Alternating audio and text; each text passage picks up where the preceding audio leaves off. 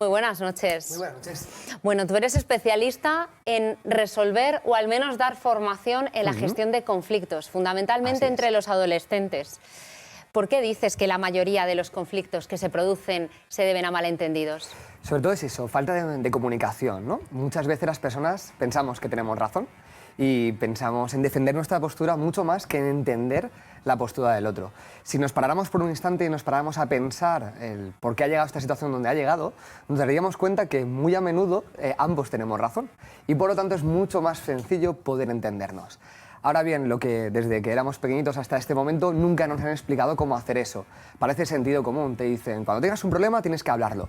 Pero hablar por hablar en realidad no soluciona nada, ¿no? Entonces lo que buscamos es eso, dar las pautas, las herramientas clave para que tanto profesorado como alumnado tengan esas herramientas y puedan salir del paso. Porque lo fácil o lo más egocéntrico entiendo que es decir justamente esa frase, no, yo tengo razón y tú por tanto no tanto el expresar cómo se siente cada uno e intentar llegar a un consenso también. Y se entiende, ¿no? Porque cuando hay un conflicto las emociones suben para arriba y por lo tanto te secuestran por completo y en ese momento lanza tu cerebro y quiere que tú tengas razón, quiere tu supervivencia.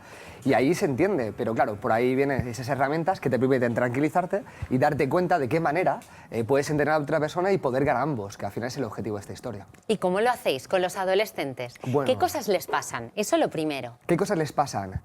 Sobre todo es una etapa de muchas dudas, ¿no? Porque primero hasta que tienen la preadolescencia, hasta que llegan hasta ahí, todas las pautas, sus padres han sido siempre sus referentes y hasta ahí funciona todo muy bien. Pero entran en una etapa de identidad, de crearse esa identidad personal y depende de las vivencias que tienen, empiezan una vida de muchísimo caos. Si además los juntas a todos en el mismo centro educativo, es cuando empiezan verdaderamente los conflictos. Punto número 1, no tienen herramientas. A nadie nos han enseñado, tanto adultos como cómo gestionar nuestras emociones, cómo comunicarnos, cuando tenemos un problema, qué tenemos que hacer, y ahí es donde empieza todo ese problema. Lo siguiente que les pasa es que, claro, como no saben enfrentarse, a partir de ahí empiezan los conflictos, y cuando inicia el conflicto no saben pararlo. Se empieza a hacer grande, y llega a situaciones verdaderamente críticas, ¿no? Desde peleas hasta acoso escolar, a todo esto que es lo que al final también sale en los medios, ¿no? Pero todo empieza mucho antes. Pero acoso escolar y conflicto no es lo mismo. No es lo mismo, para nada.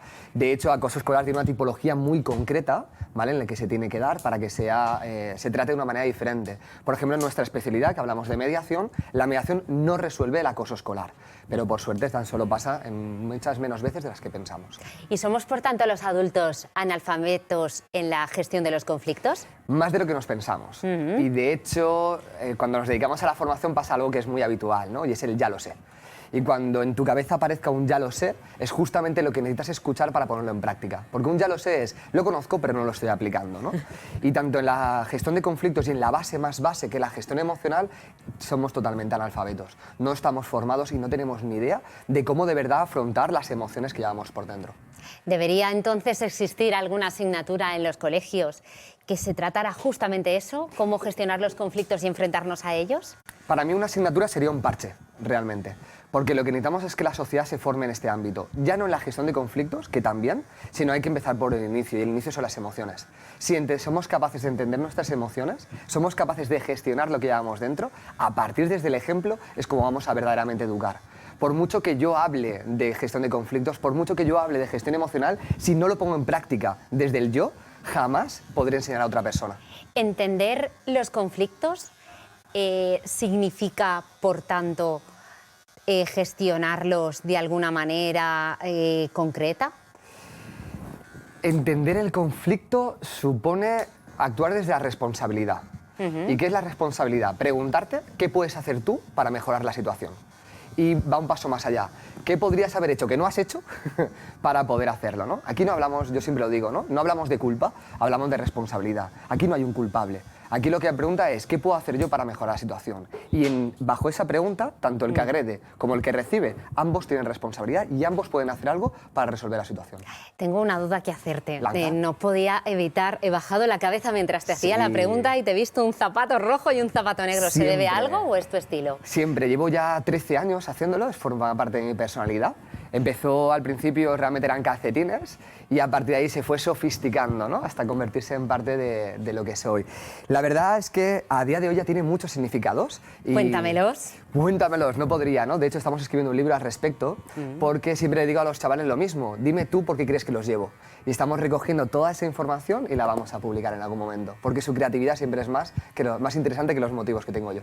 Oye, y también tengo una pregunta. Sí. ¿Entender las emociones significa controlarlas o te parece que esto son cuestiones diferentes? Son complementarias. Es decir, cuando hablo de emociones, primero hablamos de identificarlas, ¿vale? Identificar qué emoción es la que tengo. Cuando yo le preguntas a alguien cómo estás, lo típico que te dice es bien o te dice mal. Y dentro del bien hay un abanico muy grande y dentro del mal hay un abanico muy grande. No es lo mismo estoy mal triste, estoy mal enfadado. Partimos de la identificación. Una vez la identifico, la pregunta es ¿qué hago con ella? ¿Vale? Porque lo que tendemos a hacer es a reprimirlas. La estoy controlando porque no la debo expresar. Ya, pero ahí la guardas dentro, ¿no? Y luego se somatizan en el cuerpo y así nos pasa, que padecemos un montón de enfermedades.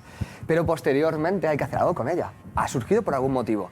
Con lo cual no solo está la regulación emocional, jugar con la intensidad, sino también en algún momento gestionarle, darle un sentido y aprender de la emoción que estoy teniendo. Eres un fenómeno, ¿eh? Muchísimas gracias. Te quiero otra vez en el programa. Cuando quieras, cuando Muy quieras. bien.